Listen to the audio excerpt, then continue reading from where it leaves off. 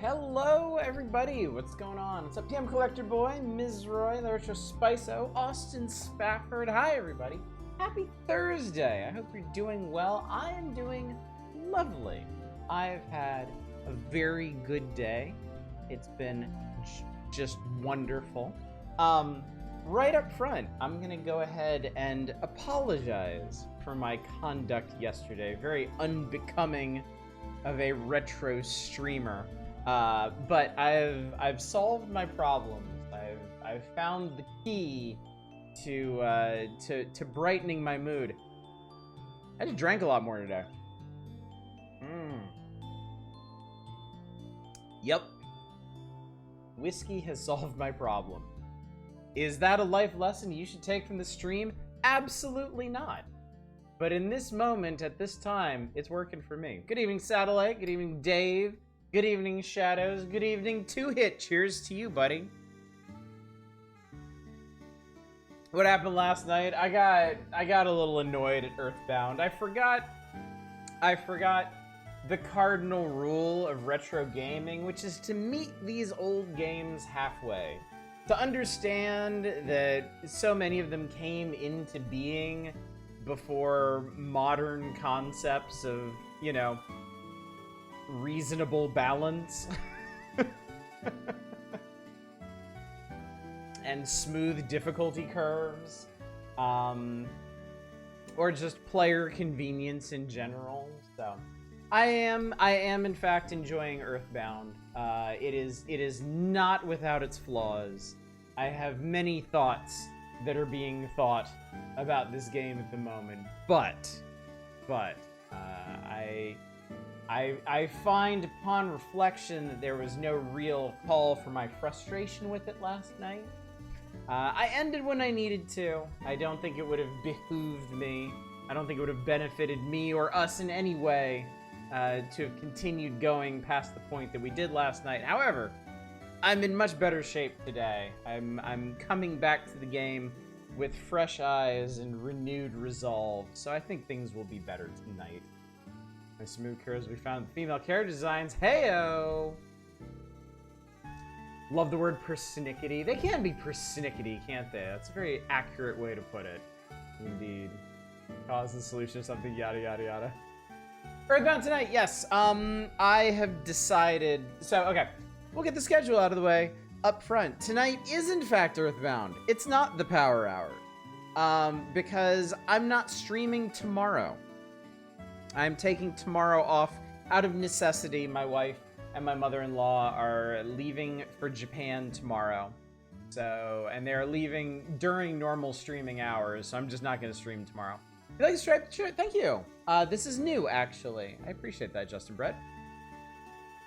So, I thought with the week broken up thereupon, and with me kind of behind where I want to be in Earthbound, I figured I'd give tonight over to an extra night of Earthbound, and we'd finally start the August 1995 issue of Nintendo Power on Saturday. It will happen. It will happen. I will push it back no further. I shall buttress my feelings, gird my loins, and prepare for the onslaught of the 20-page Virtual Boy feature. 100% fair. There's some absolutely genius parts. A seminal entry for modern indie RPGs, like all art is a product of its time. Yeah, it helped me to reflect. I love Final Fantasy 1. Like, original Final Fantasy 1. I love the original Final Fantasy 1 on NES. I know it inside and out. I can sail through it no problem, because I spent a huge chunk of my childhood and adolescence learning the ins and outs of that game and how to actually beat it. I couldn't beat it when I was a kid. I think the first time I beat it, I was in either high school or college. And all of that time spent with it, learning its nuances and quirks and whatnot, just loaded me up with blind spots to all of its flaws and foibles. Yeah. You want a persnickety-ass game. Original Final Fantasy. Like, OG Final Fantasy 1. That game is gonna fuck with you. So I would never tell somebody to start there. I would never recommend it to somebody as their first Final Fantasy, or even any Final Fantasy, really. And yet it is a game that I love. So I have to reflect upon the fact that Earthbound is the same situation. Coming to it for the first time at how old am I? 42? Am I 40? I think I'm 42. Coming to it for the first time in the year 2025 at the ripe old age of 42. Yeah, obviously I'm gonna have a rough time with this. Obviously there's gonna be parts that don't rub me the right way. It is not often I get rubbed the right way. I played so many other games that have learned from the example that Earthbound and its contemporaries have set, and have moved past that in terms of user experience and interface and balance and all of that. And I must remember, as y'all said, as we all know, this is a product of its time. It is that charming gem that Final Fantasy 1 is to me. It is that to other people. Did Final Fantasy 2 use MP? Yes. 1... does 3 also use that? Yeah, 1 uses the old school, like, spell counts. Like the old D&D spell counts. Which, wasn't the biggest deal in the world, because they also included items that could be used in battle an unlimited amount of times to produce spell effects, and, like, useful ones, like lightning too. So, but the hardest part of the game is, well, actually not even that. Final Fantasy 1 really does original. If I'm talking about Final Fantasy 1, I'm talking about the original NES version, not the GBA remake, the Pixel remaster, none of those. I'm talking about the original. The original Final Fantasy 1 has an incredibly inverted difficulty curve. The earliest parts of the game are 100% the hardest. I'm pretty sure the difficulty peaks at the Marsh Cave. Either Marsh Cave or Earth Cave. After that, you're in pretty good shape, because you start getting ridiculously OP spells. Even if you don't have a bunch of slots for them, you don't need a bunch of slots for them. You just need one shot of Fire 3 on an ice enemy, and it is donezo. You start getting items and weapons that can be used to produce spell effects. The equipment you get really starts outrunning the offensive capabilities of the enemies you face. So yeah, it's Earth Cave is where you got stuck. Earth Cave is tough. Earth Cave is like, it's right on the cusp of like breaking open the difficulty curve, but you gotta do it twice, and that can be pretty. There's 2 bosses in there. You gotta do it twice, and you may or may not be ready for like the level 3 spells you can get at that point. Enterprising souls can actually sequence break a little bit and head over to Crescent Lake to pick up some more advanced spells. But yeah, it's yeah, I would say either Marsh Cave. Marsh Cave is what got me stuck as a kid. Marsh Cave was what I could never get past. Marsh Cave is rough. You need to be prepared for that in a way that you don't need to prepare at all for other stuff in that. But then the Earth Cave is arguably harder, but at that point you should be better prepared for it. So what's up, Chaos? That darned NES's meddling friends. Yep, Vampire and Lich. Yeah, you gotta go in there and fight the vampire, and that gets you the ruby that lets you get through the cave to the end of the peninsula, where you talk to the old man and get the rod, which lets you lift the plate in the vampire's room and go down through the next 2 floors to find Lich.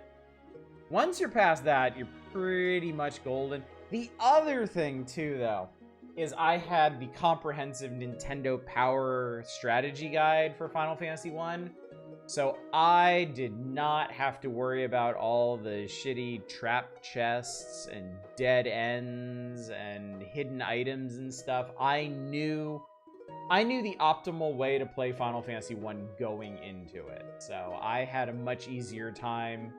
I had a much easier time with Final Fantasy 1 than my adult ass has playing Earthbound now, because I don't know all the ins and outs. Yeah, dude, it's hugely helpful. The Nintendo Power Guide actually calls out specific tiles in all of the dungeons where there are hidden monster encounters.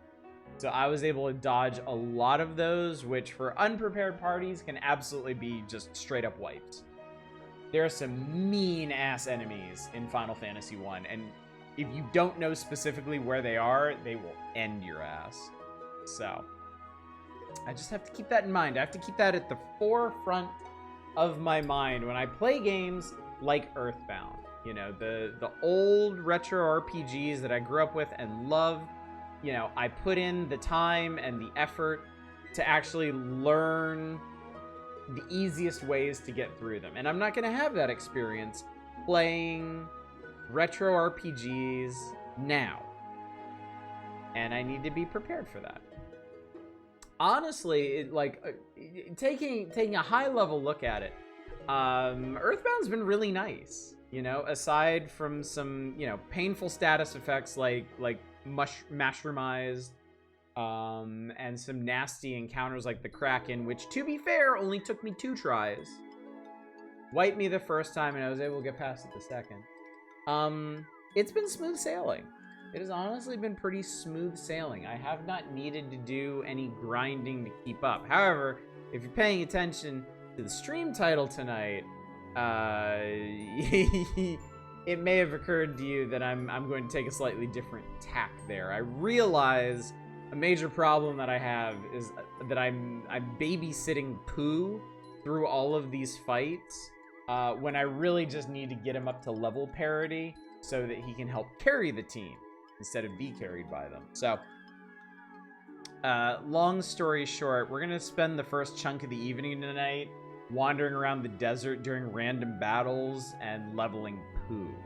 Because once I've done that, I should have a much easier time with the pyramid. I feel like I am otherwise prepared for the pyramid. It's just I have to worry about every single battle there one-shotting Pooh. Once that's not a concern, we should be golden.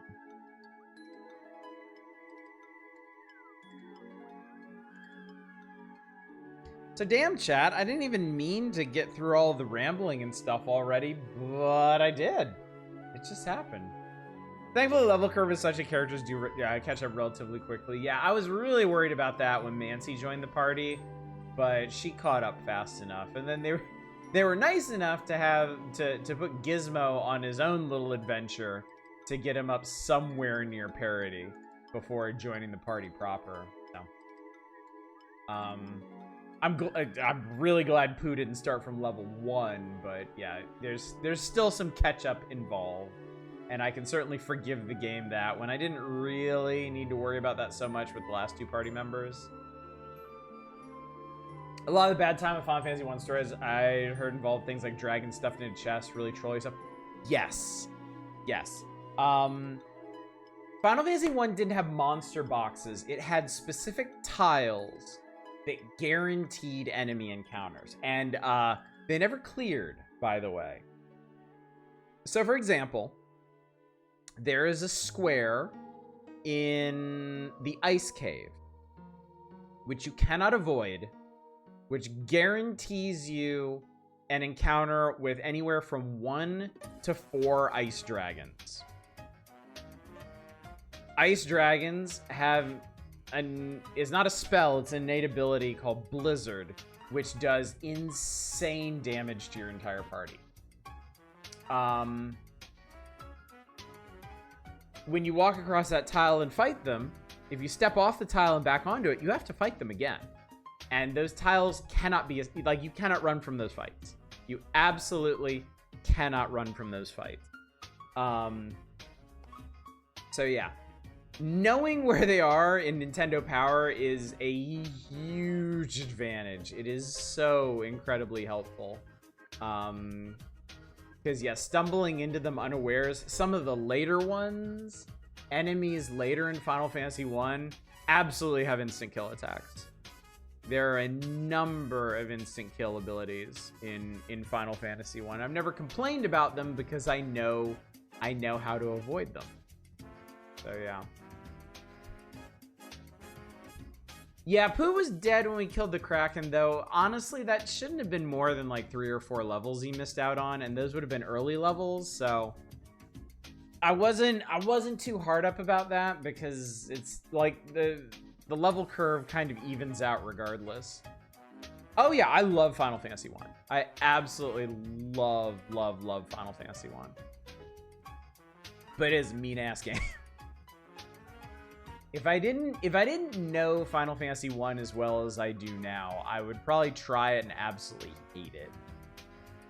But again, that's why it's important to have it's so important to keep clear eyes, to have an informed perspective when we play these old games. I don't think it's unfair to judge them by modern standards, you know, because it's 2025. You can't go back and play this game in 1995. You either did or you didn't. If you've never played it before and you want to play it now, this is the world that you have to play it in. And from that perspective, yeah, Earthbound's a rough time. Better than a lot of old RPGs, but it still has a lot of that old school, like, Dragon Quest clunk and, like, kitschy, offbeat balance, and yeah, it is not gonna work for everybody. And Final Fantasy 1 is arguably even worse about that. But it doesn't stop me from loving Final Fantasy 1 or finding ways to appreciate Earthbound. What's up, QTGO? Good to see you. Play Final Fantasy 1 randomizer all the time. They're fun, especially since most of those are bug fixes. I should probably do that. I would probably enjoy that. I enjoy Final Fantasy 1 for what it's worth, though. We'll go for the PS1 version these days. I will probably never be okay with remake versions of Final Fantasy 1. I think the GBA version poisoned me. I hate the GBA version of Final Fantasy 1 so much. I will never forgive them for what they did to that game. But yeah. Not the biggest deal in the world here. I've streamed the vast majority of Final Fantasy 1 for y'all, a meme run no less. What was wrong with it? They fucked the balance up real bad. Like I said, Final Fantasy 1 had an inverse difficulty curve where the game actually gets easier as you go. And like the last time I beat Final Fantasy 1, I beat the final boss in 1.5 turns. I think I had like 5 character turns. My whole party went once, and then on the second round, 1 character went, and the final boss died. The GBA version completely rebalances the final boss to be a giant pain in the ass. Like, completely out of sync with the rest of the game, and it sucks. It feels like they rebalanced the final boss of Final Fantasy 1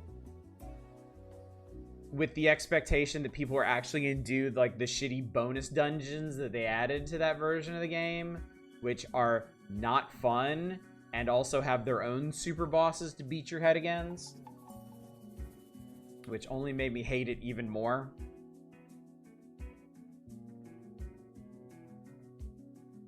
PS1 version is pretty identical to the NES version, just with mild quality of life changes like being able to buy multiple things from shops. Okay, I mean, that's nice, yeah. Stocking up on potions in the original version is a real pain in the ass, yeah. Absolutely why Chaos is so scaled like that, yeah, and I hate it! I hate those stupid dungeons they added. They're really, like, ugly and frustrating to me. And it, as it turns out, it blows back and ruins the main game, too. So, yeah. Yeah, the Dawn of Souls version of Final Fantasy 1, like, just pisses me off to no end. And it didn't have to. It's so pretty. and they switched the magic system. If I remember correctly, they switched the magic system over to MP, which, funny enough, doesn't really make a huge difference. Doesn't make as big a difference as you might think, but does loosen up the whole casting system and let you play around more. Fixes a bunch of shit that just didn't even work in the original version. It should be a far better version of it, but man, those bonus dungeons.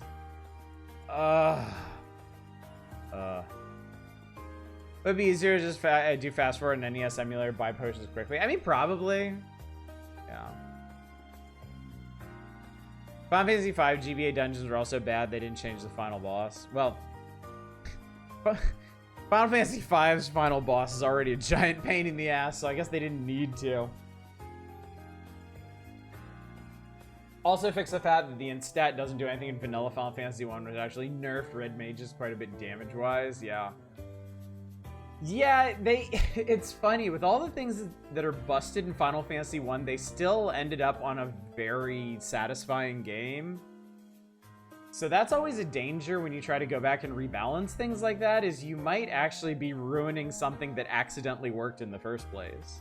The red mages are a good example of that.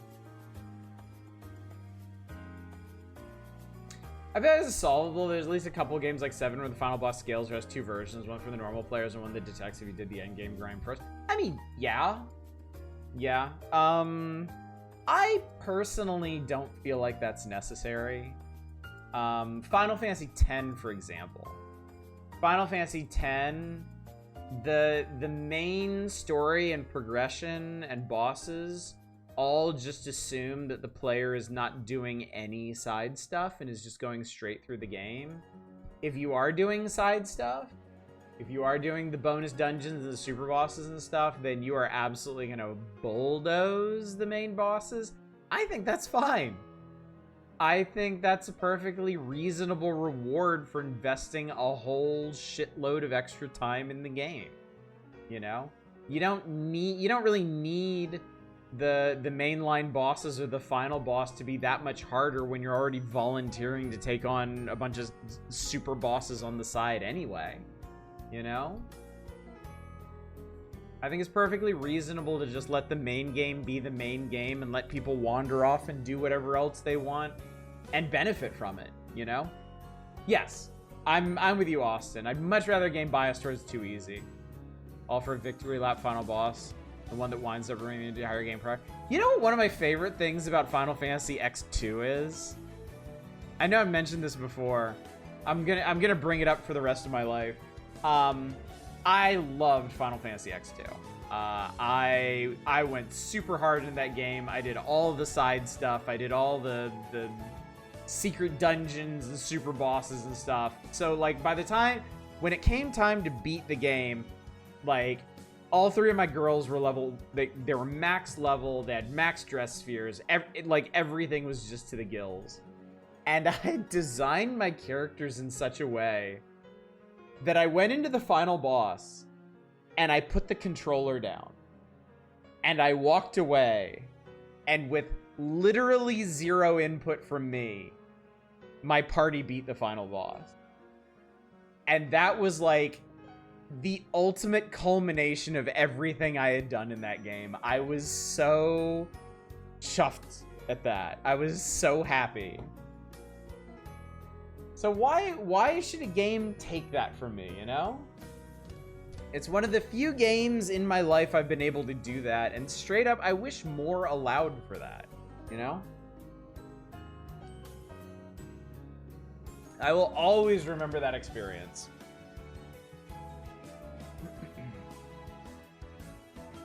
Damn girls, give him hell, makes a guy. No! I put the controller down, I went and got a snack, and came back, and they were just like wrecking shit. It was great. Easily one of the most entertaining final bosses I've ever fought because I didn't fight him. It was so good. That's a game you can play no-handed. What's up, Eva? And Zem, good to see y'all. Some of my favorite final bosses ever weren't actually that difficult, but they were amazing retrospectives of the game itself. Those are awesome. They are. They really are. A final boss to me doesn't need to be the final challenge. It doesn't need to be the ultimate roadblock. It needs to be a culmination of everything you've done in the game. You know? It could very easily be a cutscene fight. I don't mind them. I really, really don't. As long as it's an appropriate summation of the game and a coda to its story, then yeah. What's up, Manic? Good to see you. Min-maxing in Final Fantasy VI is really fun. Deliberately underleveling and avoiding Gil. You're making most of the game deliberately way harder. As a reward, you get to one-shot every form of the final boss, because funny. Yeah. Yeah, Final Fantasy VI is neat because there's so many ways to go about that. There are, like, super overpowered, like, ultimate weapons and magicite you can get a hold of. You can go really hard into the stat boosting aspect of magicite and, like, boost your characters up in ridiculous ways. Yeah, you can go after, like, crazy lore or crazy rages. You can do all kinds of neat stuff in that. Really like the ultimate dress spheres myself. They were cool. They were I love the concepts of them. They were really, really neat. What's up, Endiv? Good to see you. As long as the final boss doesn't fall over like a paper enemy. I mean, that's what I'm saying. I actually appreciate that sometimes. Like there's some games where it makes sense, and I'm not going to name any because obviously that'd be a huge spoiler for anybody who hasn't played them, but there are some games out there where the final boss is a total pushover and it's intentional. It's part of the story. But there's also games where, because of the way they're balanced, if you go out and you do all the side stuff and you optimize your characters, you max their levels, you do everything that can be done, and you come back and fight the final boss, and he dies like that, I find that really gratifying. I consider that a reward for all